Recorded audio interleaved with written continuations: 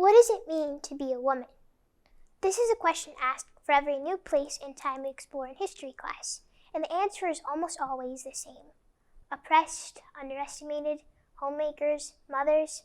I think sexism wins the award for the most continuous continuity of history, and for someone who loves learning about women historical figures, I hate thinking about it. So when I learned about the Trng Sisters, two revolutionaries from early Vietnam, and found out that this place and time had a different answer to the question of womanhood, I thought I'd found my perfect corner of history. Ironically, this story was the one that got me thinking about sexism and what it means to be a woman today. The Trng Sisters are celebrated as heroes in Vietnam because of their successful rebellion against Han Chinese control back in 480 CE, 2,000 years ago. As the story goes, they were born into a noble family in northern Vietnam and grew up learning military skills that would come into good use when laws and taxes imposed by the Chinese governor of the area angered the Vietnamese people. Tru'ng and Tru'ng brought the peasants and nobles together and led a revolt against this governor. They defeated him and went on to drive the Chinese military forces out of Vietnam.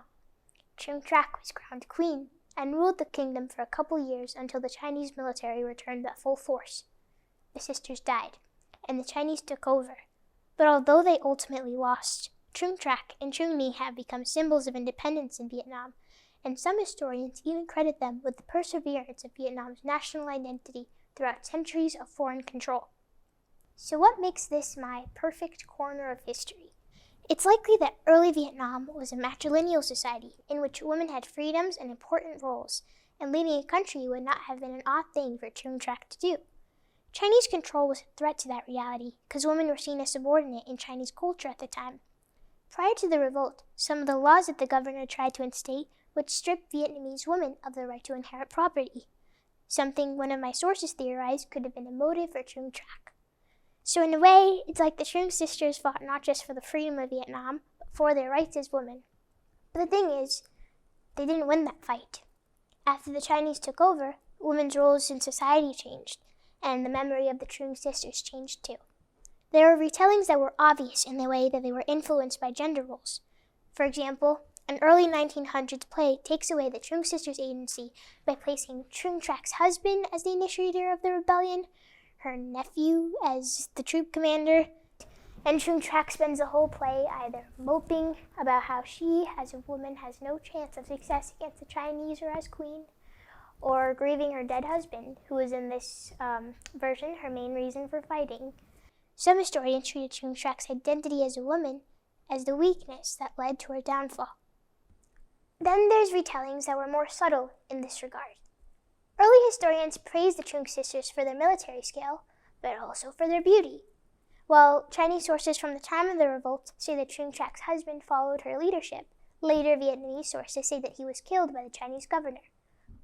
Possibly because they could not believe that Tru'ng would be the one leading the rebellion and later a kingdom if her husband was still alive. Many sources celebrate them by comparing them to their male peers. Take this quote: "All the male heroes bowed their heads in submission. Only the two sisters proudly stood up to avenge the country." At first glance, I thought, yeah, girl power, girls rule, boys drool. But when you think about it, this quote suggests that the roles the Trng Sisters took up in the rebellion should have belonged to men. These male heroes should have been the ones to stand up and defend the country, but instead they left the job up to two women. For shame.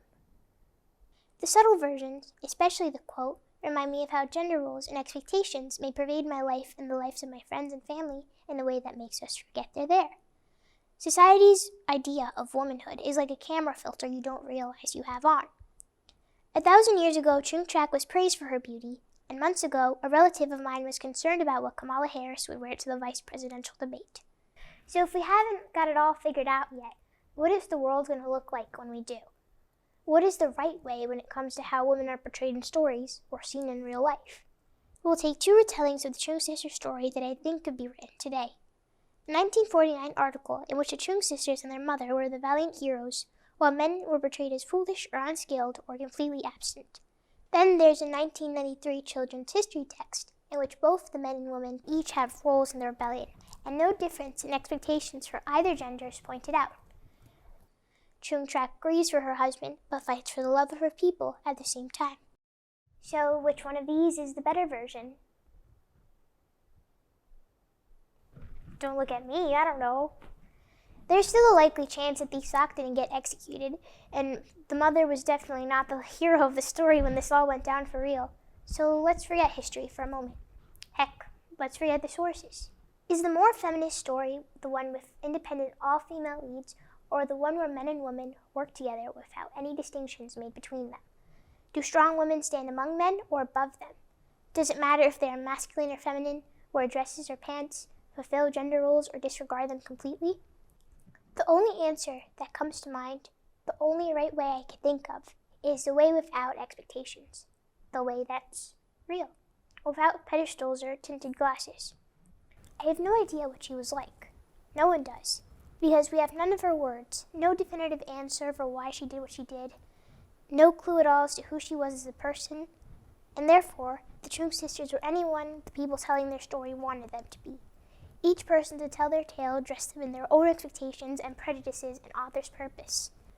There's no way to know how they would have wanted us to remember them, but we could think of the way we treat women public figures in comparison to men, the lessons we give to our daughters but not to our sons, the way we see people who don't identify as men or women.